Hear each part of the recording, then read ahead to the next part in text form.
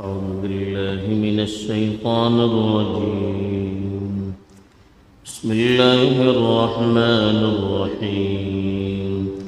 ولقد آتينا موسى الكتاب وقفينا من بعده بالرسل وآتينا عيسى ابن مريم البينات وأيدناه بروح القدس أفكلما جاءكم رسول بما لا تهوى أنفسكم استكبرتم ففريقا كذبتم وفريقا تقتلون وقالوا قلوبنا غلف بل لعنهم الله بكفرهم فقليلا ما يؤمنون.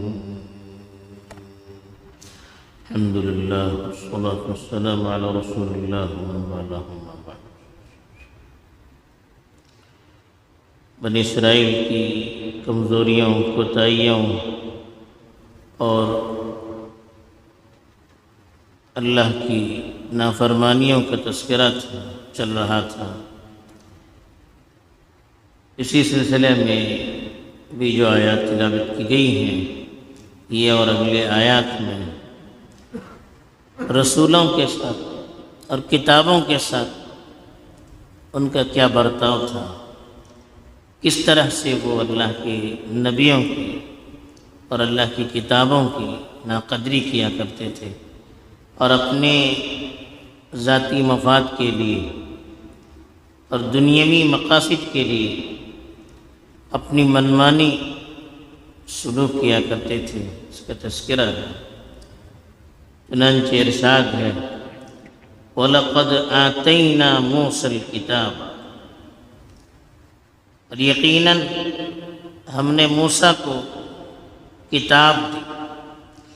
وَقَفَّيْنَا، اور ان کے پیچھے پیچھے من بعدہ، ان کے بعد بالرسل، ہم نے رسولوں کو بھیجا.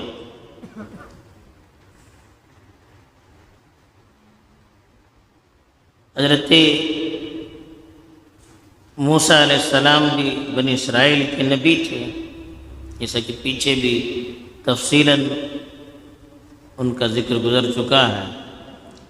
حضرت موسیٰ علیہ السلام کو اللہ تعالیٰ نے شریعت دی تھی، توریت، اور توریت دے کر اللہ تعالیٰ نے حضرت موسیٰ کو چھوڑا نہیں، بلکہ حضرت موسیٰ کے بعد بنی اسرائیل میں اللہ تعالیٰ نے مسلسل انبیاء بھیجے، اور وہ سارے انبیاء توریت ہی کی تعلیم دیتے تھے. پھر اللہ تعالیٰ نے حضرت عیسیٰ علیہ السلام کو بھیجا، ان کا تذکرہ کیا، درمیان کے انبیاء کا تذکرہ نہیں کیا. حضرت عیسیٰ کا تذکرہ اس لیے کیا کہ بنی اسرائیل کے آخری نبی حضرت عیسیٰ تھے، اور حضرت موسیٰ علیہ السلام کے بعد نبیوں کا ایک سلسلہ چلا، وہ سب حضرت موسیٰ کی شریعت ہی کی تعلیم دیتے تھے، لیکن حضرت عیسیٰ علیہ السلام یہ ایک خاص شریعت لے کر آئے تھے، ایک دوسری کتاب لے کر آئے تھے جس میں توریت کی تعلیمات میں اچھی خاصی تبدیلیاں کی گئی تھی، اور بنی اسرائیل پر ان کی نافرمانیوں کی وجہ سے جو سخت احکام آئے تھے ان احکام میں بہت کچھ تخفیف کی گئی تھی. تو اس لیے حضرت عیسیٰ علیہ السلام کا خاص طور پر الگ سے تذکرہ کیا. تو یہی اللہ تعالیٰ فرماتے ہیں وَلَقَدْ آتَيْنَا مُوسَى الْكِتَابَ، ہم نے یقیناً موسیٰ کو کتاب دی تھی. وَقَفَّيْنَا، قفی کہتے ہیں پیچھے پیچھے بھیجنا، ان کے بعد رسولوں کو پیچھے پیچھے ہم نے بھیجا. ثُمَّ أَرْسَلْنَا رُسُلَنَا تَتْرَىٰ، دوسری جگہ اللہ کے رسول اللہ تعالیٰ نے فرمایا پھر ہم نے رسولوں کی ایک قطار بھیجی، تسلسل کے ساتھ ہم نے رسولوں کو بھیجا. وَآتَيْنَا عِيسَى ابْنَ مَرْيَمَ الْبَيِّنَاتِ، اور ہم نے عیسیٰ بن مریم کو کھلی ہوئی نشانیاں دی۔ یہ حضرت عیسیٰ کا تذکرہ کیوں کیا ابھی بتایا، اور حضرت عیسیٰ کے ساتھ ابن مریم، مریم کے بیٹے، یہ لفظ بھی خاص طور پر ذکر کیا تاکہ ان لوگوں کی غلط فہمیاں دور ہو جائے جو حضرت عیسیٰ کو انسان ماننے میں تردد کرتے تھے، حضرت عیسیٰ کو اللہ کا بیٹا قرار دیا کرتے تھے۔ تو اللہ نے بتایا کہ حضرت عیسیٰ بھی انسان ہی تھے، اور جیسے ہم انسان ایک عورت کے پیٹ سے پیدا ہوتا ہے، اس کی کوکھ سے نکلتا ہے، حضرت عیسیٰ بھی اپنی ماں مریم کی کوکھ سے نکلے ہوئے تھے۔ تو اس لیے ان کو اللہ کے ساتھ شریک قرار دینا یا اللہ کا بیٹا قرار دینا یا خود اللہ کی ذات کو ان کے اندر حلول کیا ہوا قرار دینا، یہ ساری چیزیں غلط ہیں، ان کا حقیقت سے کوئی واسطہ نہیں ہے۔ اور کہا کہ ہم نے عیسیٰ کو نشانیاں دی۔ حضرت عیسیٰ علیہ السلام کی سب سے بڑی نشانی ان کی کتاب کی انجیل، اور اسی کے ساتھ ساتھ بہت سارے معجزے ان کو دیے گئے تھے۔ اللہ کے حکم سے وہ مردوں کو زندہ کرتے تھے، مٹی کے پرندے بناتے تھے، ان میں روح پھونک دیتے تھے، بیمار کو اللہ تعالیٰ ان کے ہاتھوں سے شفا دے دیتا تھا۔ تو اس طرح کے بہت سارے معجزے اللہ نے ان کو دی۔ تو اللہ تعالیٰ نے کہا کہ ہم نے ان کو یہ نشانیاں دی۔ کیوں کہا یہ؟ تاکہ لوگوں کو غلط فہمیاں نہ ہو کہ یہ معجزے ان کی اپنی صلاحیت کی وجہ سے ہیں، یا ان کے اندر بھی کوئی قدرت رکھی ہوئی ہے، وہ بھی نعوذ باللہ اللہ کے ساتھ شریک ہیں، یا ان کے اندر بھی نعوذ باللہ خدائی کی کوئی صفت ہے۔ ان ساری چیزوں کی تردید کرنے کے لیے اللہ نے کہا کہ جو بھی نشانیاں لے کر وہ آئے، وہ ساری نشانیاں ہم نے ان کو دی تھی۔ جس طرح اور انبیاء کو ہم نے معجزے دیے، تو یہ بھی حضرت عیسیٰ کے ذریعے سے جو اعمال ظاہر ہوئے، یہ بھی اللہ کے معجزے تھے، اللہ کی طرف سے عطا کیے ہوئے تھے۔ اس لیے ان کے سلسلے میں غلط فہمیوں میں مبتلا نہیں ہونا چاہیے۔ وَأَيَّدْنَاهُ، ہم نے ان کی مدد کی، بروح القدس، روح القدس کے ذریعے۔ ایّد کے معنی مدد کرنا، ان کو طاقت فراہم کرنا، ان کو مضبوط کرنا۔ روح القدس پاکیزہ روح، اس کا مطلب کیا ہے؟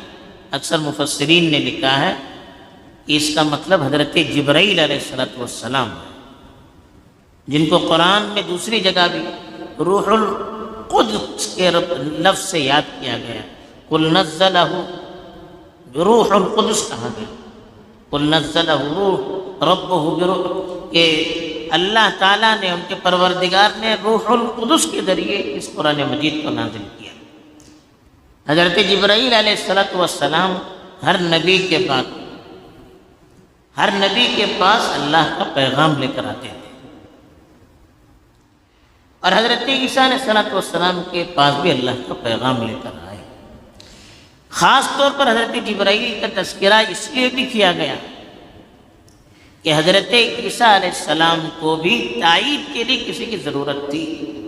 وہ اگر خدا ہوتے تو ان کے لیے پھر کسی سپورٹ کی ضرورت نہیں تھی، چونکہ وہ خدا نہیں تھے، وہ اللہ کے نبی تھے۔ تو اس لیے دیگر انبیاء کے لیے سپورٹ اور مدد اور تعاون کے لیے جیسے فرشتے کی ضرورت تھی، اللہ نے ان کے ساتھ فرشتے کو بھیجا تھا جو اللہ کی وحی ان تک پہنچاتے تھے، ایسے حضرت عیسیٰ علیہ السلام کو بھی فرشتے کی تائید کی ضرورت محسوس ہوئی۔ اگر وہ خدا ہوتے تو پھر ان کے لیے فرشتے کی تائید اور مدد کی ضرورت نہیں تھی۔ اور علماء نے لکھا ہے کہ حضرت عیسیٰ علیہ السلام کے ساتھ عام طور پر حضرت جبرائیل علیہ السلام رہا کرتے تھے ان کی حفاظت کے لیے، اور جو معجزے اللہ کی طرف سے ظاہر ہوتے تھے ان معجزوں کو ظاہر کرنے میں مدد کرنے کے لیے حضرت جبرائیل علیہ السلام خاص طور پر ان کے ساتھ رہتے تھے۔